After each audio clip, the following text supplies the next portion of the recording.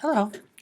Now that we've talked about transition assessment, let's move right from there into transition planning, which is actually taking assessment data and making some decisions about it in terms of both IEP planning as well and another document that we're going to talk about, which is called Summary of Performance. First of all, let's just talk about I mentioned before the circular circular nature of transition programming, and certainly assessment being a part of that. So let's just look at this for a second and understand what it is that we're trying to do. First of all, as we said, everything is grounded in assessment, and that is assessment that may take many forms. It may take the form of actually assessing the environments into which our students plan to move, and then assessing them in skills relative to those anticipated environments. So kind of a two-prong approach. However we engage in it, we want to be able to carry those assessments to fit along with their post-secondary goals, so that we're assessing them in terms relative to what it is that they hope to accomplish once they move out of school. And again, those transition assessments are looking at aptitudes, abilities, and skills. What they will result in is what's called a PLEP, if you want to call it, I don't even know how you want to pronounce that. But it's the present level statement, but now we're bringing in functional skills as well. So it's present level of academic and functional performance. This is a language that emerged first in IDEA 2004. You may have been used to just hearing the term PLEP, or PLOP, present level of educational performance, or present level of performance.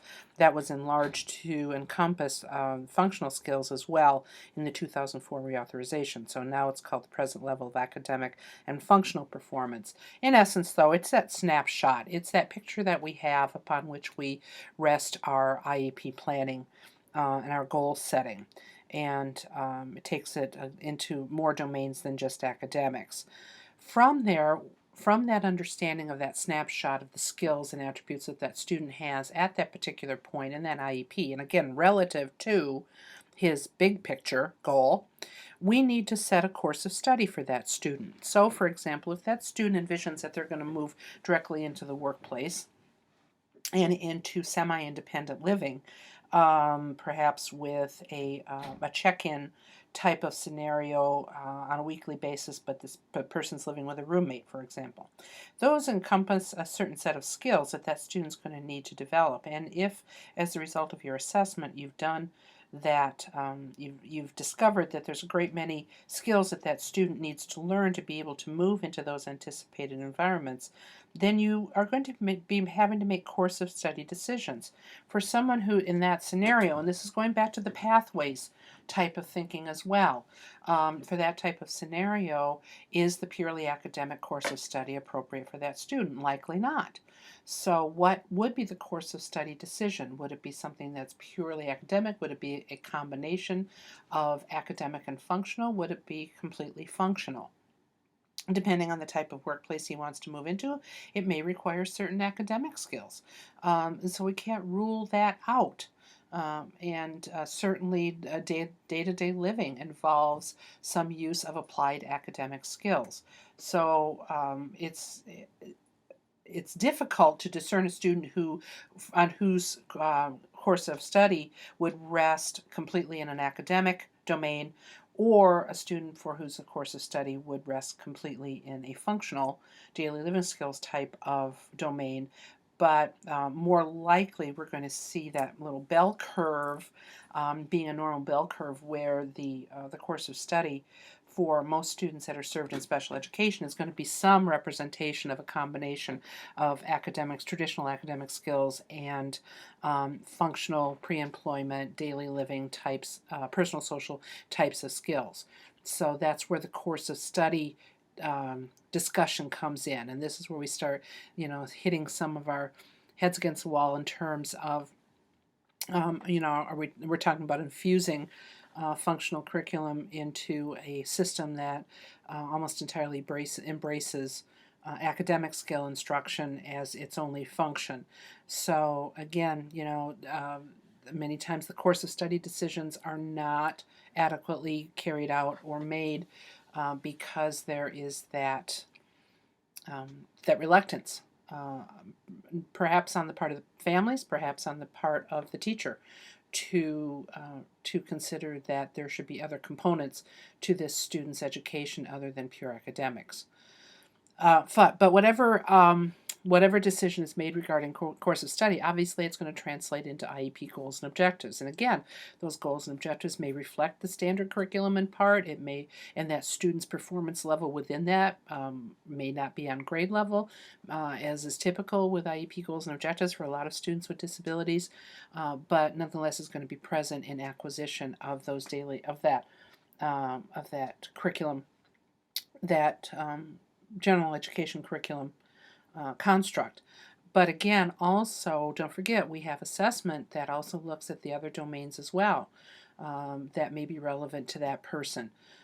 The areas of pre-employment, the areas of personal social, the areas of daily living skills, that where we're also going to, through our transition assessment, also going to have statements coming out of our present level of academic and functional performance that also need to be attended to in terms of writing IEP goals and objectives. So depending on the anticipated outcomes for the student, it's going to determine what type of assessments we use, which is going to determine the type of information that we have in our present level statement, which is going to have an impact on the course of study decision we make, which is then, of course, going to have an impact on what's included in the IEP for the goals and objectives. So it's all a roadmap that we're following here. And then obviously, as we're delivering intervention, we're going to keep progress monitoring. And if the student is not making progress the way we would hope, then again, we go back through that whole loop again. It becomes a circular loop. And we go back, we reassess, we go through the whole process again. And as that student's vision changes, we may find ourselves going back through that whole assessment loop again. So this is never, this whole idea of assessment is never meant to be a static type of process, but it is always meant to be evolutionary. It's always meant to be dynamic. It's always meant to be continually adjusted and productive on behalf of that student. And then one of the side uses of all of our information, we're determining what the students' needs, interests, preferences, skills are, particularly those skill levels as they're moving out of the school setting and into post-secondary settings. Then this is again mandated as of IDEA 2004, is the idea of the summary of performance statement. And you can find more information about the summary performance actually in this module. There's a link that I provided for you to be able to go in and read about it. So please educate yourself on its function and its purpose. It's in essence, I don't know, kind of a hall pass, I guess you could call it. It's a set of information that someone walks out of K-12 with saying, these are my skills, these are my skill sets, but these are my support needs. And ostensibly that person should be able to use that as a self-advocacy tool, or at very least as a representation of his present level in the different domain areas when he leaves that school setting, so that it becomes a conduit to being able to get the needed accommodations when that person moves into the next setting of their lives. Okay, and we had talked a lot about this, the assessment, setting the post-secondary goals, the transition assessment. We talked about the PLAF and the course of study. These are all contained within that nice circular little roadmap that we had. And all of those can be found, obviously, in that IEP, to which I also inserted a link for you to go in and look at the annotated version of the Pennsylvania IEP.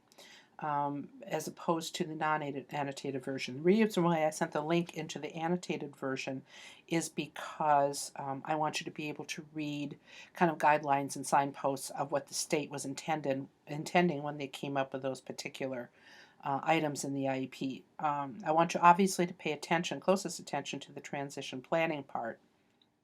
but also look at the sections that have to do with any kind of assessment results as well. And just familiarize yourself primarily with that transition planning part of the IEP through that link that I provided you in the module.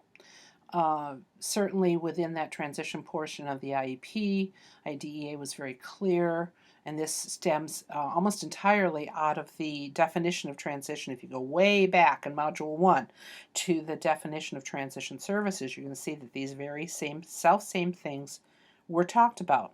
That our transition part of the IEP has to do with what instruction we're going to provide, specially designed instruction that is geared toward a prescriptive course of study on behalf of that student in achieving his post-school goals. It might involve the use of related services to be able to carry out those particular goals, and related services might be school-based and they might be community-based.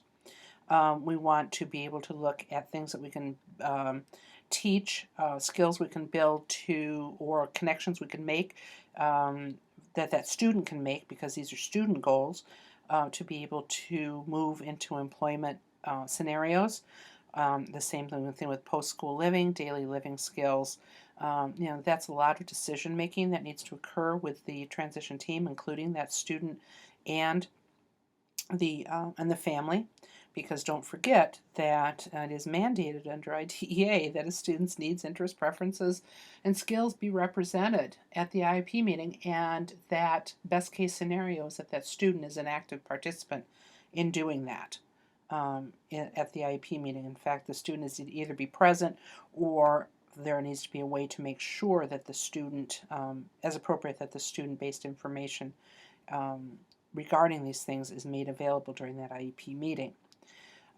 So these are the different domains that would be present and represented in the transition part of the IEP.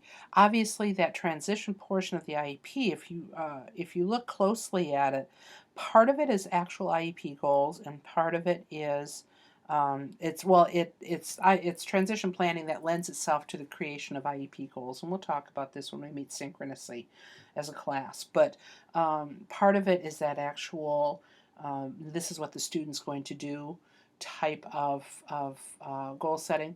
But prior to that, even going into this, the area that's above that actually has to do with setting those visions. Again, those visions can be altered. They certainly can change from year to year, but it's for that IEP year, it's the vision upon which we are basing our interventions. So just please familiarize yourself with that. And as I said, we will discuss that portion of the IEP during our synchronous meeting. Obviously, progress monitoring is a part, and this is just an example. Those of you who have ever run a classroom and kept behavioral intervention. Progress monitoring with transition goals is a little bit different, because it's not something that we typically find on a report card when we're teaching more functional type of content, for example, or content that's geared toward more holistic outcomes than just completion of the core curriculum. And so with progress monitoring, we may find that we engage in things like portfolio assessment or checklists, and I keep going back to the life-centered education curriculum.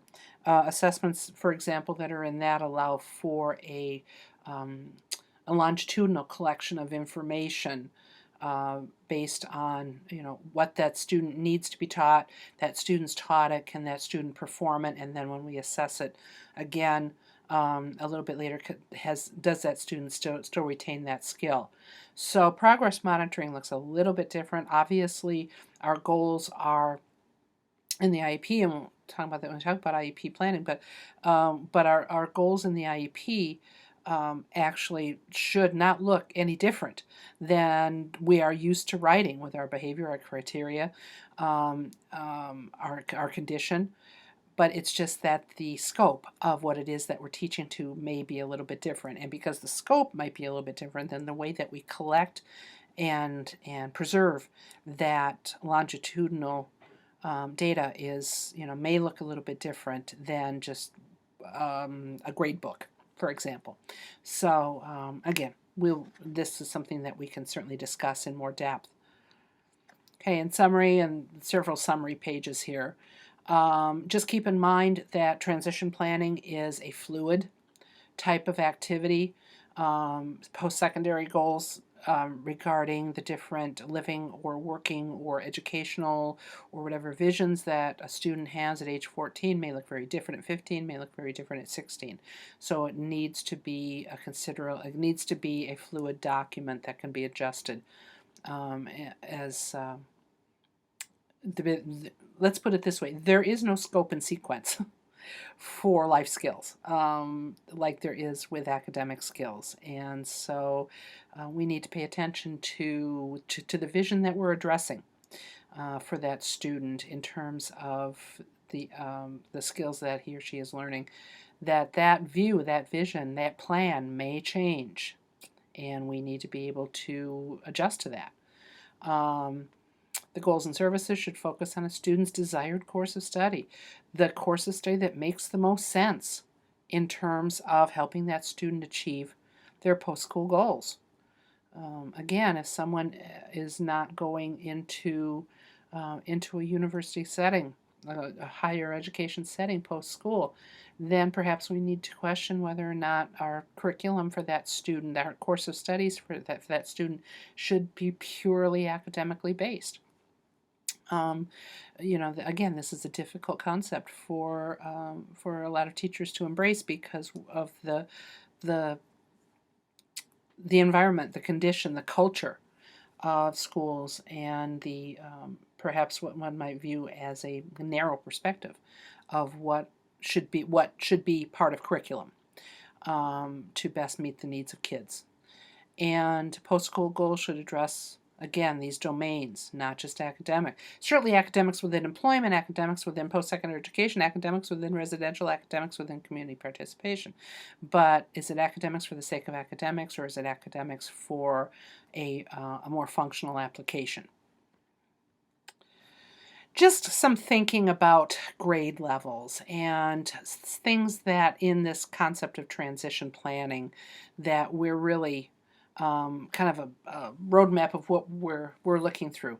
That in grades 9 and 10 at the very latest, we should be collecting those. Remember, in grade 9, 10, we're talking about 14, 15 years old. You're going, yes, but that's before we're mandated to do transition planning in the IEP. Ah, yes, but when it's time to actually set your course of study and your goals in the IEP so that they're in place when that child turns 16. You don't want to just be starting the process then. You want to have the information at hand so that you can actually set those goals and get up and running in that IEP. So it's at that point that, again, if we're looking at how it was done prior to the 2004 reauthorization, it's very typical that during grades 9 and 10 that we'd engage in futures planning, that we'd be establishing those visions, that we'd be talking about options, that we'd be given experiences and job shadowing and getting to understand what the different living environments are and all those types of things, so that we can have a vision for the future for the student, that we conduct those measures so we can establish that present level of academic and functional performance. That once we have that we really have a serious discussion about what we mean by course of study and what that means for that particular student, and once we've decided that, what we need to engage in to be able to best provide that course of study based on those students' IEP goals that we have decided. And then in grades 11 and 12, then you're saying, okay, you know what, we've got our groundwork. Now, it's hit the fan. We need to do this. We need to say, we have our goals in place, we have our assessments in place, we have our vision in place, and we know who most likely needs to be involved in this, and so let's get going. Okay? We continue to build upon needed skills to achieve those desired outcomes. Everybody did not learn everything they needed to know for successful movement into some aspect of adult roles in one semester's time. None of us did. So we acquire skills year by year. sometimes minute by minute. So we need to make sure that we are keeping good progress monitoring data, whether through a portfolio or some other method, so that we know student A needs skills A, B, and C to move toward desired outcome D. So where is this student in the acquisition of those particular skills to move toward that outcome? Now remember, that outcome might shift. It's okay. You have to be willing to shift with it. Consider feasibility of the plan, adjust accordingly. Again, we may need to treat this we do need to treat this as a living document. The IEP is a living document, recognizing that goals may shift from year to year in terms of anticipated outcomes. And we need to be thinking about developing that summary of performance so that once we have prepared that individual to, as much as we can, to move into those adult settings, that we have indeed also created a link, a set of information that person can take into those adult roles with them, those post-school roles with them, to say, these are my skills, these are my needs, these are my support needs, these are my needed accommodations, and use that as a tool for fostering self-determination, which we'll talk about in a later module. Okay. Finally, again, IDEA doesn't specify what summary performance must contain. So I encourage you to go into that summary performance link that I provided for you and read about what was nationally created as a model. You can also then go into the Pennsylvania Department of Education if you're interested, and check out what their summary performance plan looks like. I don't know if all of you, though, are Pennsylvania bound, but you're all going to a Pennsylvania university and therefore are going to be certified or get your master's in Pennsylvania. So that would be a good place for you to take a look.